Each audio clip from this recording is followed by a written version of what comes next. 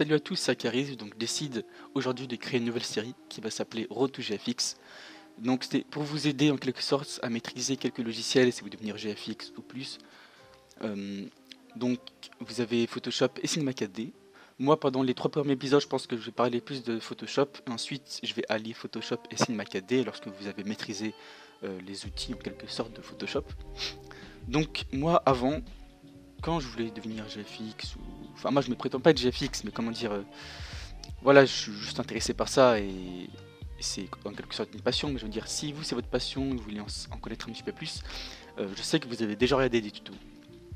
Le souci c'est que les tutos sont assez longs, ils vont pas à l'essentiel.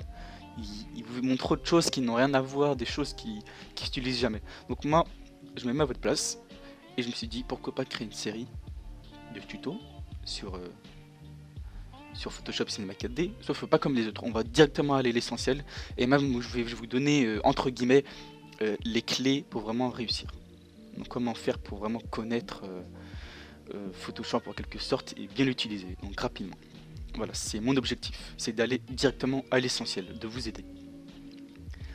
Donc déjà, il va y avoir par exemple, je sais pas pourquoi je dis par exemple, il va y avoir en tout 4 points. Pour ce premier épisode, il y aura la création du fichier plus la prise de connaissance des formats. Ensuite, les outils essentiels, la gestion des calques et l'utilisation de packs. Donc ça, l'utilisation de packs entre les GFX, ça fait un petit peu polémique entre guillemets, mais moi je vais vous donner mes avis là-dessus. Donc les avantages, les inconvénients, etc. Voilà. Donc le premier point, ça va être la création de fichiers. Donc pour créer un fichier, rien de plus simple. En haut à gauche, new. Ah, une petite parenthèse, je vous conseille de prendre un Photoshop en anglais. Je vous montre pas comment craquer Photoshop, il y a plein de tutos sur YouTube. Moi, c'est pas vous montrer comment installer un logiciel, mais plus comment l'utiliser. Voilà. Donc l'anglais, c'est essentiel, hein, je vous le dis direct. Donc ici, vous pouvez renommer par exemple votre fichier. Par exemple, vous pouvez l'appeler nouveau fichier. Qu'est-ce que j'écris? Voilà, nouveau fichier. Ensuite, ici, vous avez les dimensions. Donc moi, pour l'instant, je vais vous donner 2 dimensions, après 2 autres dimensions. Enfin, 2 autres fichiers, entre guillemets. Donc par exemple la dimension de fond d'écran, il y a rien de plus simple, c'est 1920 sur 1080. La résolution du 72. Et un fond, c'est vous qui choisissez. Moi je vous conseille de mettre un fond blanc et après le modifier par la suite. Pour la création de miniatures, c'est 1280 sur 720. Sinon le fichier va être trop lourd en 1980 sur 1080. Enfin 1920 sur 1080, ça va être assez lourd. Voilà. Donc 1280 sur 720, c'est parfait pour une miniature. Voilà.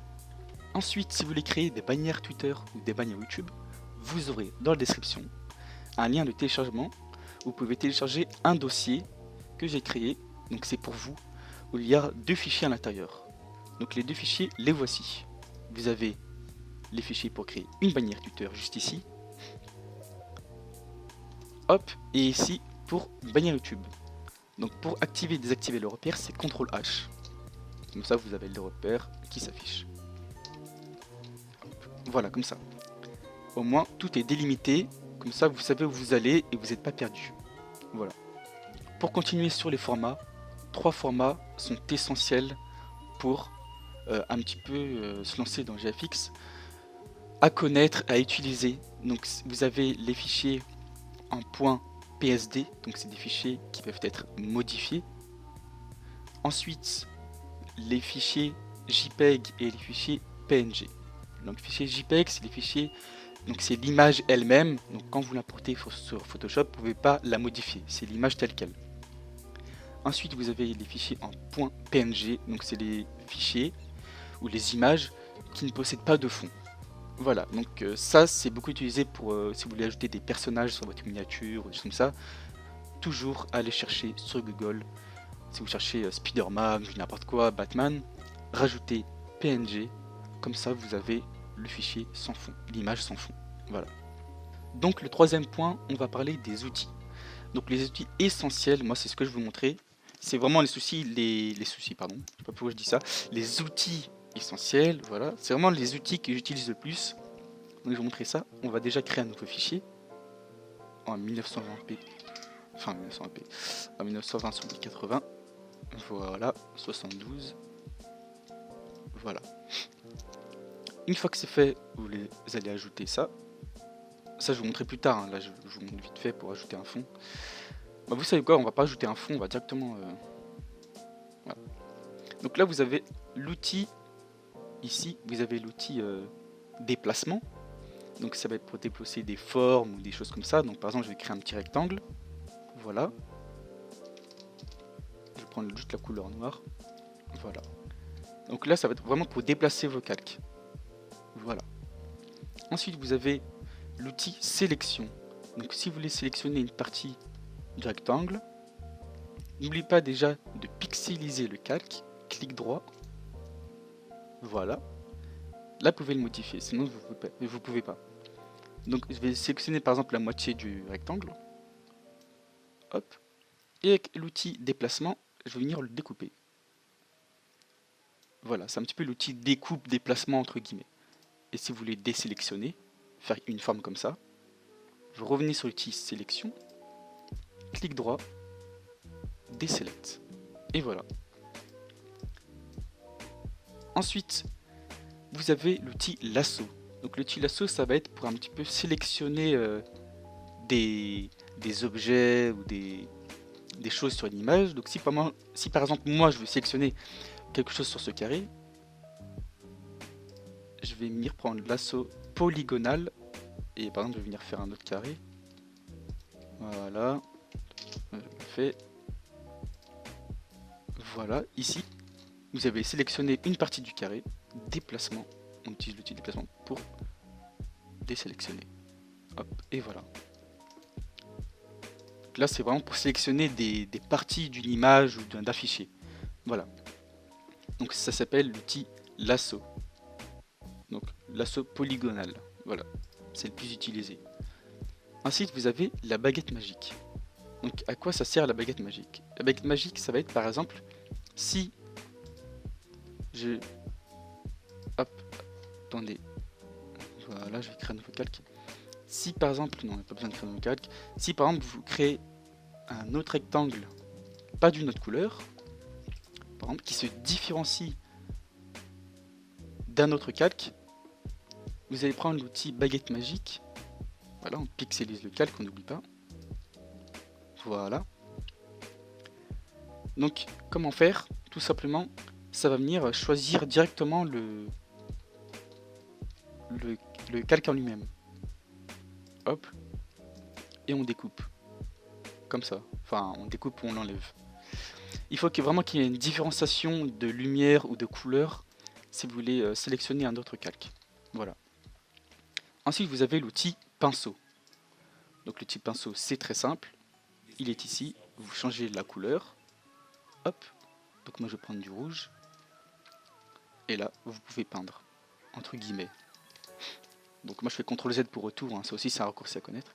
Si vous voulez changer les dimensions du pinceau, donc vous allez rester appuyé sur clic droit.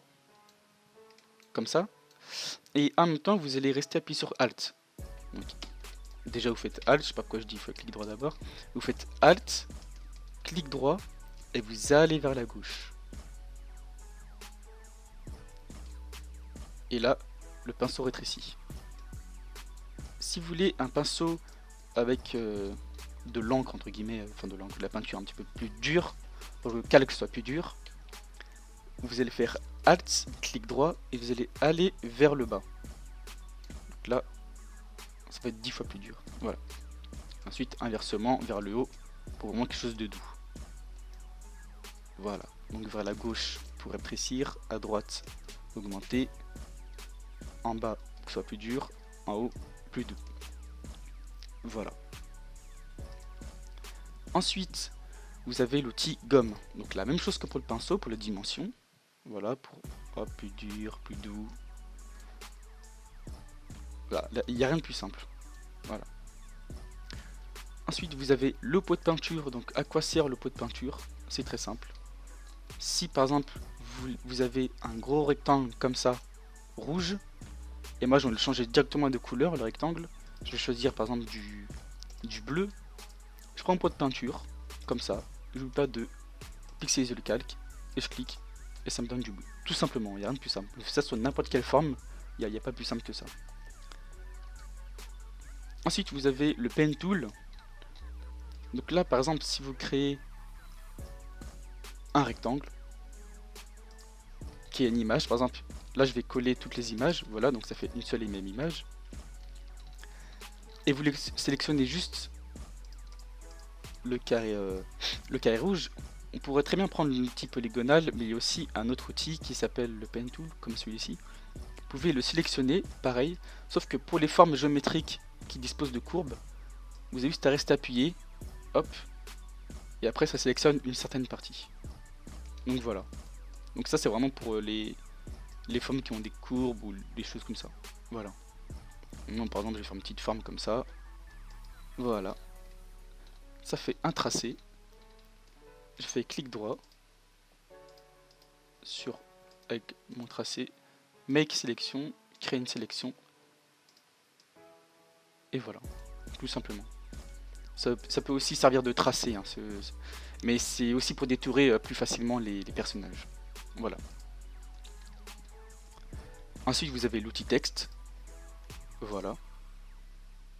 Donc, par exemple, hop, j'utilise ça. Vous écrivez par n'importe quoi. J'écris Akari. Je sélectionne mon texte comme ça pour changer sa couleur en haut, en blanc. Ici, vous allez dans typographie et vous utilisez caractère pour les différentes options de texte. Donc là, c'est cette option. Voilà, pour qu'il y ait un espace plus ou moins grand entre les lettres. Ici, c'est pour agrandir ou rétrécir votre texte. Et après, voilà, c'est options que je n'utilise pas trop, mais qui sont pas trop importantes pour moi. Voilà. Ensuite, vous avez l'outil forme, comme je vous ai montré ici. Vous restez appuyé et vous pouvez créer par exemple des rectangles arrondis, des rectangles, des ronds. Donc là, pourquoi le rond n'est pas... Pourquoi par exemple si vous voulez faire un rond parfait, vous avez juste à rester appuyé sur Shift, ça vous fait un rond parfait. Pareil pour rectangle. Voilà. Donc c'est tout pour les formes, pour les outils essentiels pour l'instant. Et on va passer maintenant à la gestion des calques. Donc pour la gestion des calques, ça va être très simple. Donc déjà, quand vous avez un calque, par exemple, je vais choisir mon calque ici, mon texte, et que vous voyez ce petit logo ici, donc attendez, je vais vous montrer. Des fois vous avez le logo comme ça, hop, et par exemple vous voulez effacer le texte, par exemple, et ça met une flèche comme ça. Donc vous comprenez pas, en fait. Vous comprenez pas, c'est parce que le calque n'est pas pixelisé. Donc pour pixeliser, vous faites clic droit, pixeliser le calque, et là vous pouvez effacer. Donc ça arrive souvent aux gens, ils comprennent pas, il faut pixeliser le calque. Voilà. Ensuite vous avez le masque d'écrêtage. Donc si vous voulez créer un masque d'écrêtage, par exemple, donc ici vous avez votre texte, et vous voulez introduire une image ou de la couleur dans un texte, vous allez cliquer sur votre image, créer un nouveau calque au-dessus, vous allez créer un masque d'écrêtage, et là, la couleur va directement aller sur le texte ou l'image. Voilà.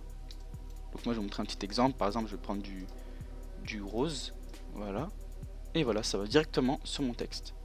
Voilà, donc ça c'est les bases un petit peu à connaître. Ensuite, il est important qu'un calque, il faut prendre la conscience aussi des calques l'un au-dessus de l'autre.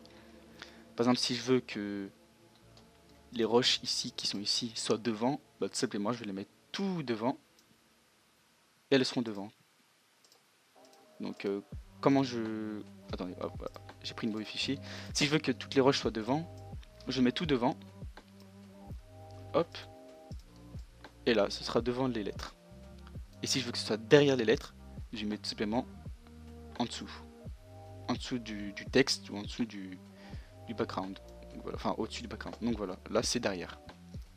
C'est simple mais c'est simple à comprendre, mais c'est une habitude. Voilà. Si vous voulez dupliquer un calque, donc par exemple, moi si je veux dupliquer le texte, je vais aller sur mon objet texte qui est ici. Je fais CTRL-J et ça duplique. Ensuite vous avez le CTRL-E, donc vous restez appuyé sur Shift et vous cliquez sur votre deuxième texte et vous faites CTRL-E et vous avez réuni les deux objets.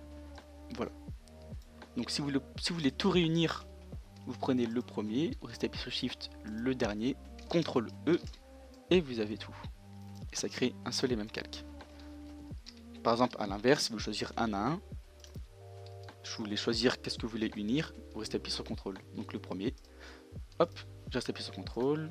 Hop, pour prendre celui-là, celui-là, celui-là, celui-là. Je fais CTRL E. Et je choisis qu'une partie des calques, pas tout. Donc voilà.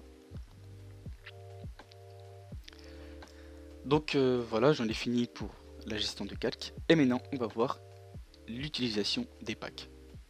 Donc, est-ce que l'utilisation de packs c'est bien ou mauvais? Et moi, je peux que vous répondre que c'est bien. Parce que si vous débutez dans ça, c'est vraiment super pour vous. Tout simplement. Donc là, vous avez un des packs que j'ai créé, il n'y a pas si longtemps que ça, pour vos miniatures, pour vos créations. Donc par exemple dans particules, ici, donc vous activez ça. Le lien sera bien sûr dans la description pour télécharger. Dans les particules, vous avez beaucoup de particules. Voilà, vous avez des choses comme ça, des étoiles, voilà, vraiment des particules. Pareil pour les explosions, vous avez beaucoup de trucs, des explosions comme ça, comme ça. Donc moi je peux que vous encourager à télécharger des packs. Voilà. Après c'est pas le pack qui fera la création, c'est bien sûr votre imagination et votre créativité. Donc voilà, faut pas écouter les gens qui vous disent oh mais de toute façon tu utilises des packs, t'es mauvais. Non, ça c'est faux, ça n'a jamais existé. Donc voilà. Donc il y a ce pack dans la description, celui qui est ici, miniature pack. Il y aura un autre pack perso que j'ai fait il y a assez longtemps. Donc voilà, téléchargez les deux, ils sont gratuits. Hein, ça sera que du bénéf pour vous et ça vous aidera à vous améliorer. Voilà. Donc l'épisode 1 de Road to GFX maintenant il est terminé. Donc j'espère que vous avez appris des choses, beaucoup de choses. Donc si vous voyez que je vais un petit peu vite, n'hésitez pas à me le dire. Mais c'est vraiment que j'ai vraiment envie d'aller à l'essentiel. J'ai pas envie de tourner autour du pot. Donc voilà, je vais vraiment aller à l'essentiel avec vous. Voilà. Donc n'hésitez pas à me dire si vous aimez ou pas cette petite série que je vais lancer. Et si vous êtes motivé ou pas pour l'épisode 2 ou non. Donc voilà, c'était le premier épisode de Road to GFX. Et moi je vous dis à la prochaine pour le deuxième épisode. Salut tout le monde.